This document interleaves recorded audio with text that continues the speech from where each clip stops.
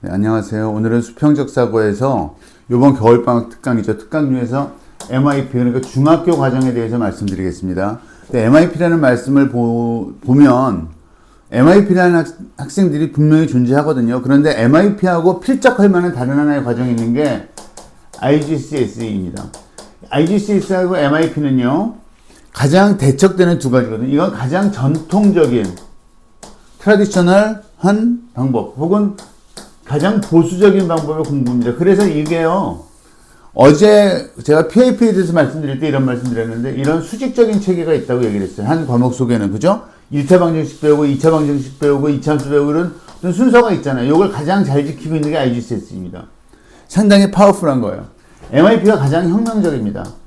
그래서 그때 보셨던 것처럼 MIP는 배울 때 우리가 1차 함수 하나를 배워도 여기에 대해서 여러 가지로 나눠서 해서 여기서 어떻게 어플라이 하느냐 등등까지, 현실에서 어떻게 사용되냐까지 하면서 하나를 가지고 깊게 파고든다면 이건 전체적인 걸 다 하거든요. 그러다 보니까 어떤 차이가 생겼냐 하면, MIP는 이렇게 강의 있을 때요, 이렇게 징검다리로 건너가는 느낌이에요. 퐁퐁퐁퐁 뛰어서. 그런데 IGCSE는요, 이렇게 강의 있으면 이렇게 위로 다리가 있어요. 건너가요. 이 퐁퐁퐁퐁 가는 사람은 여기서 여기 물고기가 있구나 하는 것도 보고, 물이 예쁘구나, 어머나 여기에는 다른 빨간 물고기도 있네, 뭐 이렇게 보는 반면에 이리로 지나가서 빨리 지나가지고 그 디테일은 못 보는 거죠. 이게 IGCSE라면 이거는 MIP예요. 그러면 어느 게 더 좋으냐? 우리 따질 필요 없어요. 둘 다 하면 되니까요. MIP를 하는 친구들한테는 이렇게 해서 전체를 다 건너가는, 이 전체를 조망하는 거를 가르쳐주고 그 체계를 가르쳐준다면, IGCSE 하는 친구들한테 좀 더 가까이서 볼 수 있는 기회도 주는 거죠. 이 두 가지 토끼를 잡는 게 가능합니다. 이 MIP의 기법하고 IGCSE의 넓이가 더해져야지만 이게 IBDP가 돼요. IGCSE 한 친구들이 IB를 가서 가장 힘들어하는 게 물리하고 수학이거든요. 이유가 뭘까요? 그냥 위로만 지나가서 그래요. 그래서 이 두 가지를 다 잡을 수 있다는 말씀을 먼저 드리고요. 이번 겨울 특강 12월 말부터 시작을 하는데요. 수평적사고하고 뭐 프레스티지온하고 같이 하게 되지만, 이 겨울 특강에서 우리가 MIP에서 하게 되는 거는요. 자, 수학은 한국식으로 해서 삼각함수입니다. 근데 이 삼각함수를 배우는 데 있어서 두 가지가 달라요. 첫째, 영어로 배우죠. 근데 우리가 사실 생각해보면 사인, 코사인, 탄젠트, 뭐 코셋 전부 다 용어는 이미 영어로 배웠잖아요. 그걸 어떻게 해서 가져갈 거냐 하는 부분이 있어서 삼각함수 부분을 영어로 배운다는 거 하나가 있고요. 두 번째로는요, 삼각함수가 사실 MIP 과정을 보면 깊이가 다릅니다. 우리나라의 삼각함수 중학교 3학년 때는요, 그냥 삼각비의 개념이거든요. 그런데 IB에서는 삼각비의 개념보다는 이것이 나중에 미적분까지 어떻게 연결이 될까를 생각을 하면서 공부를 하기 때문에 훨씬 더 넓이가 큽니다. 그래서 처음에 보자마자부터 이 기본 형에서부터 시작이 돼서 어떻게 사인 그래프가 나오냐 하는 거를 배우고 시작을 하죠. 깊이가 다릅니다. 그래서 삼각함수를 만약에 이번에 MIP에서 공부해 주신다면, 한국에서 중2, 중3 학생들은 학교에 가서 삼각함수를 배울 때 훨씬 다양한 문제들을 잘 풀어낼 수가 있다는 이점이 있죠. 즉, 수학은 영어로 배우지만 한국 수학의 선행 개념이 됩니다. 우리나라 삼각함수가 3번 나오거든요. 중학교 3학년 때 나오고 고등학교 1학년 때 문과에서 나오고, 그 다음에 초월함수 미적분 같은 그 이과 미적분에서 나오거든요. 이 모든 것에 대한 기초가 되는 거를 다 배울 수 있다고 생각하시면 됩니다. 다음에 영어의 경우인데요. 영어는 간단히 학습법도 말씀드릴까요? 그게 좋겠네요. 그죠? 영어 요번에 토플이 바뀌면서 재미있는 새로운 문제가 생겼어요. 토플의 스피킹에서, 다들 토플 준비를 하셔야 됩니다. 토플 스피킹에서 저쪽에서 이야기가, 센텐스가 나오면 이 수험자가 그걸 똑같이 따라서 하는, 그 말 똑같이 리피트하는 이 시험 문제가 나온 거예요.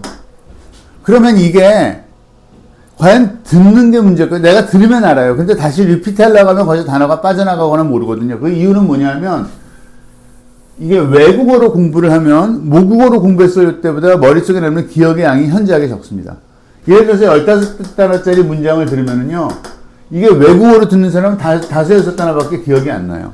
물론 키워드니까 이해는 했죠.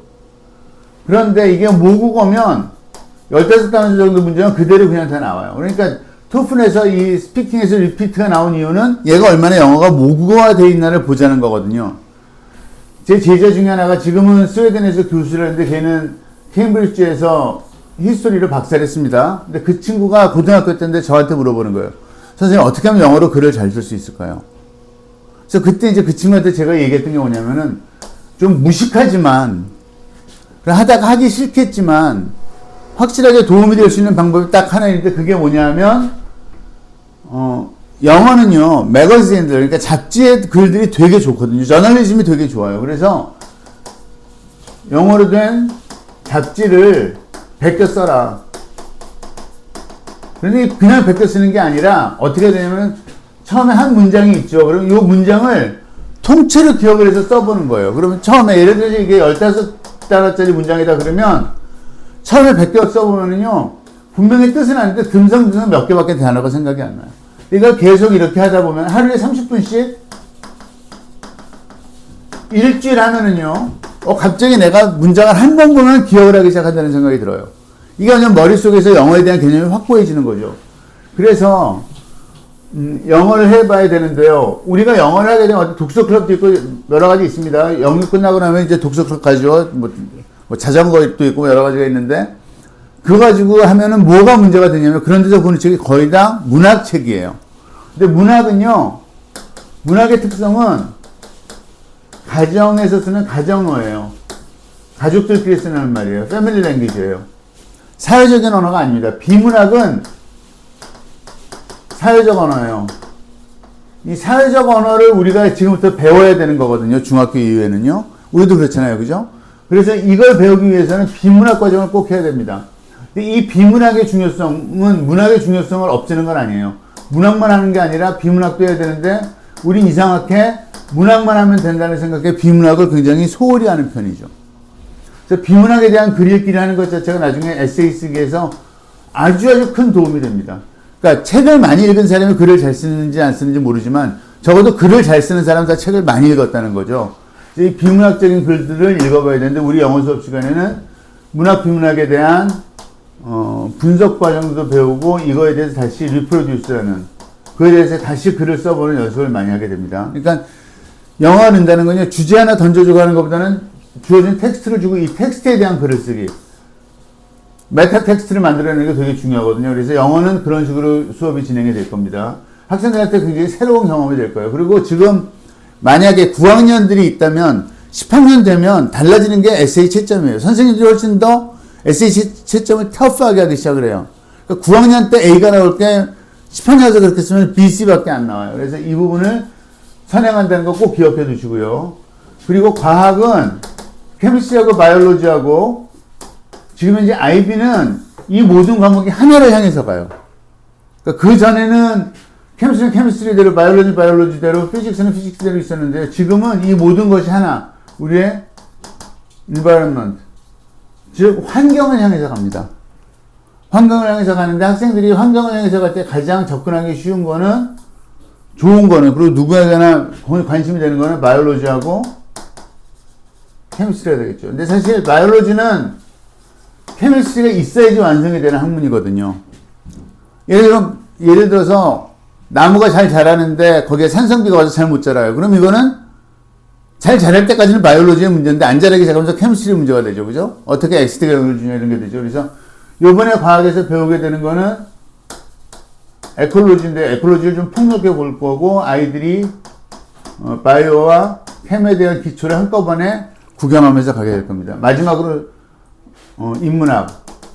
인문학은 어디에 중점을 뒀냐면요. 나중에 IB를 시작하게 되면은 영어에서 말하는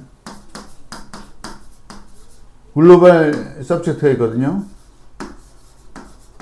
그러니까 국제적인 주제라고 되어 있는 거예요. 그러니까 이걸 뭐 시공을 넘어서 젠더 문제라든가 여러 가지 문제가 있는데 여기서 가장 중요한 문제가 두 가지가 나와요.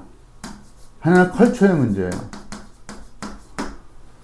다른 하나는 아이덴티티입니다.